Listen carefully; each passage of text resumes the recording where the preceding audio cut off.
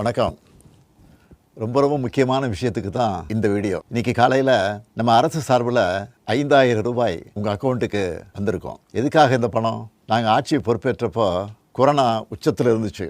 அதை சமாளித்து மக்களின் உயிரை காத்தது மட்டுமில்லை, அவங்க வாழ்வாதாரத்தை காக்க 4000 ரூபாய் நிவாரணத் தொகையையும் வழங்கணும். சென்ற ஆட்சி விட்டுட்டு போன கடுமையான நிதி நெருக்கடியை சமாளித்து ஆட்சிக்கு வந்ததுமே பல திட்டங்களை நிறைவேற்றணும். நம்ம ஆட்சிக்கு வர்றதுக்கு முன்னே மாதம் 1000 ரூபாய் உரிமை தொகை வழங்கப்படும்னு அறிவித்தேன். அப்போ இது சாத்தியமே இல்லைன்னு சிலர் சொன்னாங்க. ஆனாலும் நிதி நெருக்கடியை சமாளித்து ஒன்றிய அரசினுடைய ஓரவஞ்சனையை மீறி கடந்த 2023ஆம் ஆண்டு செப்டம்பர் மாதம் முதல் கலைஞர் மகளிர் உரிமை திட்டத்தை வெற்றிகரமாக செயல்படுத்திட்டு வரோம். முதல்ல 1,13,00,000 மகளிருக்கு பயனளிச்ச இந்த திட்டம் அண்மையில் அது விரிவுபடுத்தப்பட்டு இப்போ 1,31,00,000 குடும்ப தலைவிகள் பயன்பெற்று வராங்க. இது வெறும் நிதி உதவி இல்லை, சமூகத்தில் பெண்கள் ஆற்றும் பங்களிப்பை அங்கீகரிப்பதற்காக கொடுக்கப்படுகிற உரிமை தொகை.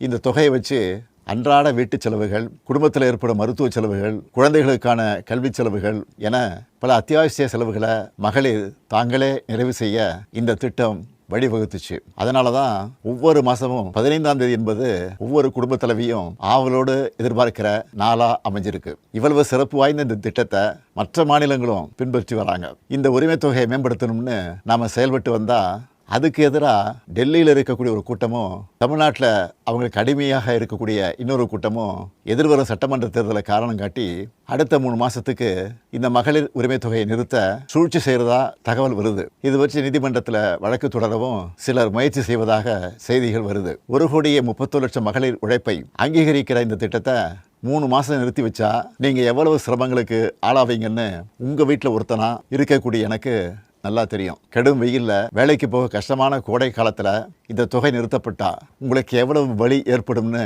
என்னால் உணர முடியுது. உங்கள் மாதாந்திர செலவை எப்படி சமாளிப்பீங்க? உங்கள் குடும்பத்தில் நோய்வாய்ப்பட்டவங்களுக்கு மாத்திரை வாங்கி கொடுக்க முடியுமா? குழந்தைகள் தேர்வு எழுதுகிற காலத்தில் அவங்களுக்கு உணவு கொடுப்பதிலிருந்து தேவையான கல்வி செலவுகளை செய்ய முடியுமா? இந்த கஷ்டத்தை எல்லாம் நினச்சி பார்த்து தான் ஒரு முக்கியமான முடிவு எடுத்திருக்கிறேன். அதன்படி இந்த பிப்ரவரி மாதம் மட்டும் இல்லாமல் அடுத்த 2 மாதம், அதாவது மார்ச் ஏப்ரலுக்கான உரிமை தொகை தவணைகளை சேர்த்து 3000 ரூபாயும் கூடுதலாக கோடைக்கால செலவுகளை கருத்தில் கொண்டு மேலும் 2000 ரூபாய் சிறப்பு தொகையும் சேர்த்து இந்த பிப்ரவரி மாதம் 5000 ரூபாயை சிறப்பு மகளிர் உரிமை தொகையாக 1,31,00,000 பெண்களுக்கு வழங்க உத்தரவிட்டிருக்கிறேன். இந்த தருணத்தில் இன்னொரு அன்பான வேண்டுகோள்.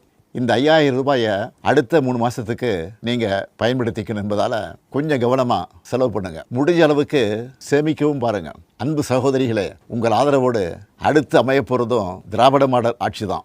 அதனால் நீங்கள் மனம் குளிரும் சிறப்பான ஒரு அறிவிப்பையும் இந்த நேரத்தில் சொல்ல விரும்புகிறேன். அடுத்த திராவிட மாடல் 2.0 ஆட்சி காலத்தில் உங்களுடைய உரிமை தொகை 2000 ரூபாயாக உயர்த்தி வழங்கப்படும். சொன்னதை செய்கிற முத்துவேல் கருணாநிதி ஸ்டாலின் கொடுக்கிற வாக்குறுதி இது.